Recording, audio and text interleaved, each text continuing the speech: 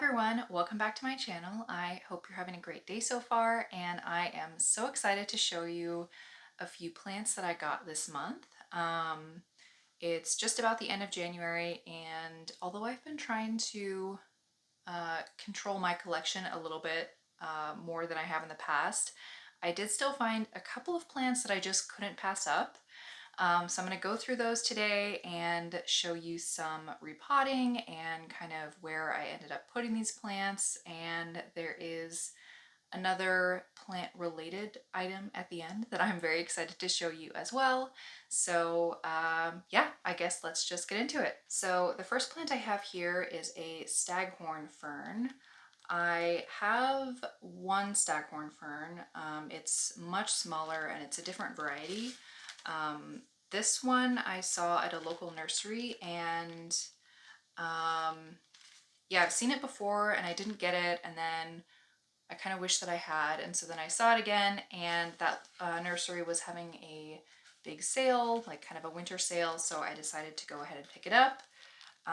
This was quite the challenge to repot, I will say. You can see here the roots have a really interesting texture. It's almost like a sheet of roots rather than individual roots like what you would see on another plant. And it took me way longer than I would like to admit to get this figured out. I tried to get as much of the soil off as I could without totally destroying the root system, and ultimately I think I got maybe half the soil off, which was fine because I was just putting it in another soil mix anyways. And yeah, hopefully it'll do well. I know a lot of people mount their staghorn ferns. I have had trouble with that, keeping them watered, so the ones that I do have, I'm trying to keep in sort of a soil tree fern fiber mix, but yeah, we'll see how it goes. I would love to mount this at some point, but I want to first just make sure that I can get it growing and make sure that it's okay before I try to do anything like that. This next plant I have is a Raphidophora foraminifera, I think is how you pronounce it. I've actually had this plant before. I imported it a couple of years ago, and after maybe 6 months, it eventually died. It had a really hard time acclimating for some reason, and I had not really seen them locally ever. So I saw this one at the same nursery that I got the fern at, and I knew that I was definitely going to get this plant. So I put it on a moss pole. I'll show some footage of that, but yeah, it's basically growing, going to grow up a moss pole. And if you're not familiar with this plant, it gets kind of fenestrations along the or kind of like pinhole fenestrations along the center line, which is really unique. And yeah, I'm just really excited to finally have this plant again. And this one looks to be in much better shape than the one I had originally. That one just was bare root, and it just didn't seem like it had traveled very well. I think I'll have better luck with that one. Here we have another new addition.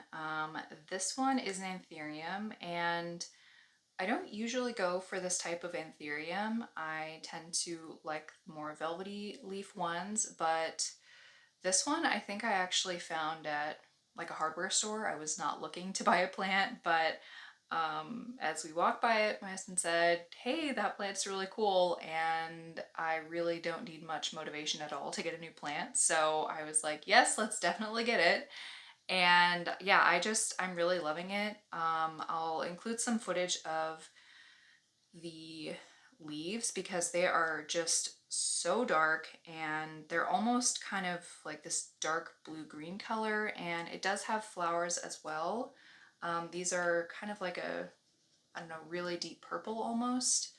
Um, yeah, so I've been wanting a Moodianum, I think is how you pronounce it, and this definitely is not that, but it kind of reminds me of that in that the new leaves come in like super, super dark. And this one, it seems like for the most part, the leaves stay pretty dark. I don't know how it's gonna do like based on different conditions, but for the time being, yeah, it's doing great. And these are very hardy anthurium as well, so I'm not too concerned about it acclimating or anything like that. These next few plants I got at a local kind of Reptile Expo event. There's a big event in the Pacific Northwest that happens twice a year, and I always like to go. They have just a lot of cool stuff. Obviously, a lot of reptiles, but they do also have quite a few plant vendors. And they also have a lot of like supplies for setting up terrariums and things like that. And I did find a couple of plants that I was really excited to find and that I have been looking for a while. The first plant that I got at the Reptile Expo is this cactus. I believe they said it was a peanut cactus. I'm not really sure if that's what it is. So if you do know what it is, let me know in the comments. I haven't repotted it or anything. That expo was just a couple days ago, so I'm just kind of leaving them to get a little bit more acclimated. And yeah, really excited to add this to my collection. I think trailing cacti are so cool, and I would definitely like to have more of them. So whatever this is, I was happy to add it to my collection. This next one is also a cactus, and this is one that I've actually been looking for this specific cactus for a long time. This is a monkey tail cactus, and it sounds like there are a couple of different varieties, and this is the one that I was looking for in particular. This one gets really fuzzy. I'll include some footage of just how fuzzy this is. It's not sharp at all. Like you can just pet it and it's really quite soft. It actually does feel like the hair of, I don't know, I guess a monkey. So definitely get why it's called that. And this is another one that will trail downwards as well. This is obviously very small, but over time, a long time probably, I will hopefully see this trail. And this is the last plant that I got at the expo. It's a variegated Phalaenopsis orchid.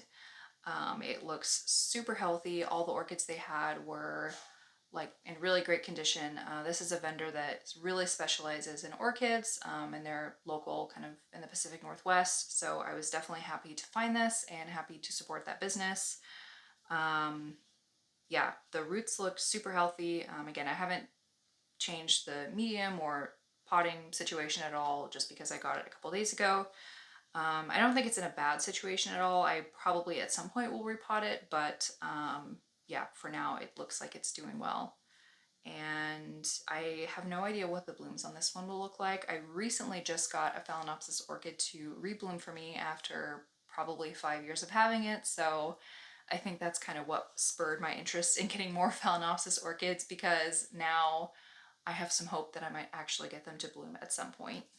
All right, this next item is more of a plant-related purchase. This I actually found at a thrift store for, I think it was $2.50 or something. And it's just this kind of glass, I don't know, maybe it would be used as just a piece of decor or a vase or something.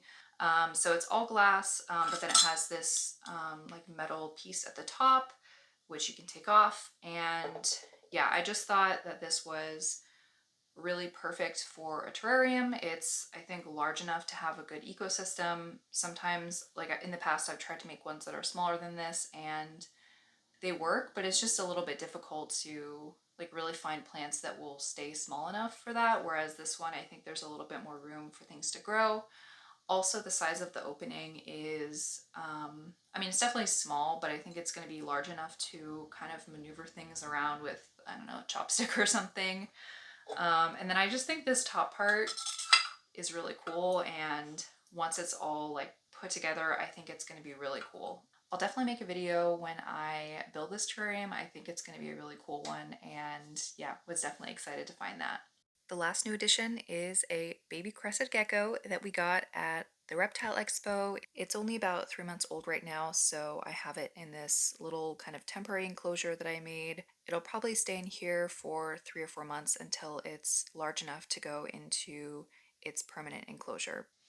All right, well, I think that's going to be it for this video. Thank you so much for watching, and I'll see you in the next one.